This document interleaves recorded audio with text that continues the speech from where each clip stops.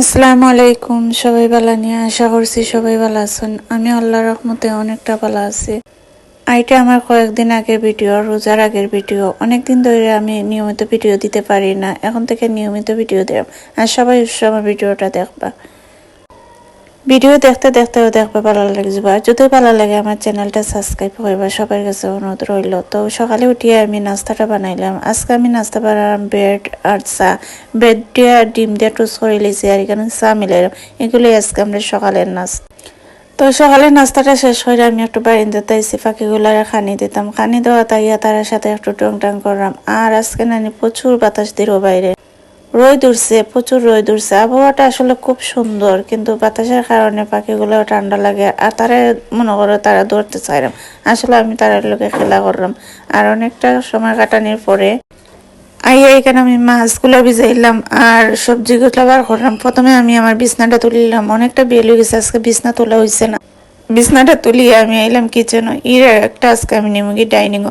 আসলে মাইক্রোওভেন কিন্তু কিচেনও ভালো লাগে না। কিচেনটা যদি বড় হইতো না তাও ভালো লাগে। আমার কিচেনটা এমনিতেই ছোট, আর এটা রাখার নানি একটুও ভালো লাগে না। তো আমি এটা নিলাম কি ডাইনিং।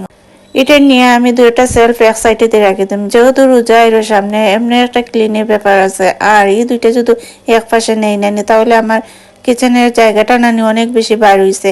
আর জায়গা বাড়ানো নানি কাজ করতে সুবিধা লাগে। তো এখানে সবজিটা বার করে লিছি। সবজিটা বার করি আমি দুধটা গরম করে লিছি। দুধটা অনেক দিন হয়েছে আনছি, আম্মাই খাইরা না দিকে গরম গরম নাই, আজকে গরম করে রাখি দিছি। তো এখানে আমি পালং শাকটাও কাটি লিছি, পালং শাক কাটিয়ে বেগুনটাও কাটছি, বেগুন কাটিয়ে উঠিয়ে সবজি বুঝি সব কাটা উঠা শেষ হয়ে গেছে। এখন আমি ড্রয়িং রুমও, আজকে ড্রয়িং রুমটাও গুছানি হয়েছে না। আজকে মানে সব কাজ আমার সেরা বেড়া একদম অশান্তি। কিরকম যে কাজ করলাম আমি নিজেই বুঝতে পারলাম না। দেখুন ড্রয়িং রুমটা একদম অগুছালো। তো প্রথমে আমি আমার পুরীর পড়ার টেবিলটা আটাইলে, কারণ পড়ার টেবিলটা মেইন। এখানে বইয়া পড়ার পরে দেখা যায় বইগুলো একদম অগুছালো করে রাখে। আর যত বিল নানি গোড় আটাইতে না অত বিল লাগবো নানি একবার। মানে কিতা হইতো অশান্তি তো লাগে লাগে, আর নিজের মরা মরা লাগে। মনে হয় কোনো কাজ কোনো কিচ্ছু ভালো লাগে না, অশান্তি করে। আর যদি কাজ করিলাও নানি গোড় বাড়ি সব আটাইলাও দেখবা নিজের এত শান্তি লাগে, মানে হাজারটা রূপ থেকে শান্তি পাওয়া যায়। তো আমি প্রথমে ডিবানটা আটাইলাম, ডিবানটা আটাইয়া একটু জানালাটাও ঝাড়ু দিলাম। জানালার চারিপাশে নানি দুল ভরি। এরপরে আমি টেবিলটাও মুছিলাম, সব গুছানো শেষ হয়ে গেছে। এখন আমি আইলাম রান্নাত। তো আজকে কি তা রান্না করবো, মাছ রান্না করবো, কি চাটনি করবো, আর মুখি দিয়ে মাছ রান্না করবো। আর করবো শাক, পালং শাক, যেটা আমি চিংড়ি মাছ দিয়ে রান্না করবো। আমি প্রথমে চিংড়ি মাছটা বাজিলাম, চিংড়ি মাছটা বাজে শাকটা দিলাইলাম। এদিকে আইলাম মুখি যে সিদ্ধ দিছি মুখিগুলো চুলাইলাম। আচ্ছা, মুখি চাটনি খেয়ে খেয়ে পছন্দ করেন একটু কমেন্ট করে জানাইবা। মুখি চাটনি না আমার পুরীর সবচেয়ে পছন্দের একটা ভর্তা। মুখির ভর্তা থাকলে না তাই আর কিচ্ছু লাগে না। মাঝখানে আমি শাকটা লাগাই দিলাম, দেখলাম শাকও পানি বাড়াইছে। আর শাকটা নানি পানি বাড়াইয়া একদম শুকাই গেছে। তো আমার শাক রান্না প্রায় শেষ হয়ে গেছে। এখন আমি তরকারিটা বয়ে দিব।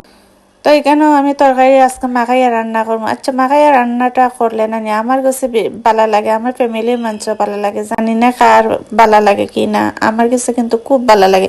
তো কেন বেগুন আর আলু দিয়ে আমি মাছটা রান্না করবো। আর আজকে নানি খুব কম মাছ দিলাম, কারণ মাছ দিলে নানি প্রতিদিন দেখা যায় তরকারি থেকে মাছ ফালানি লাগে। আর মাছ ফালাইতে নানি কষ্ট লাগে, খুব দাম নানি মাছ। তো আজকে কয়েক পিস মাছ দিয়ে আমি তরকারিটা রান্না করছি। আর দেখেন তরকারি ধনিয়া পাতা হয়েছে কি মেইন ব্যাপার। বেশি তো কইরা ধনিয়া পাতা দিছি, বেশি কইরা ধনিয়া পাতা। আর মুখি চাটনিটা আমি মরিচ ভাজা দিয়া করি। আর সব চাটনি যদি ভাজা মরিচ দিয়া করো নানি তাহলে খুব ভালো লাগে। তো এখানে আমরা দুপুরে খানিত বই গেলাম মুখি চাটনি, তরকারি, শাক আর ভাত, দুধ। আর সাথে আছে শসা আর লেবু। এই লেবুটার মানে প্রশংসা না করে পারা যায় না। আমরা সিলেটি লেবু বলতেই গেলে গেরান। সিলেটের লেবু হাত খরা এগুলা মানে ফেমাস বেশি। আর সিলেটের লেবু আসলে অসাধারণ। একবার যারা যারা খাইছেন না অবশ্যই খাইয়া নিয়ে দেখবা। আমরা সিলেটের লেবু একবার বিখ্যাত।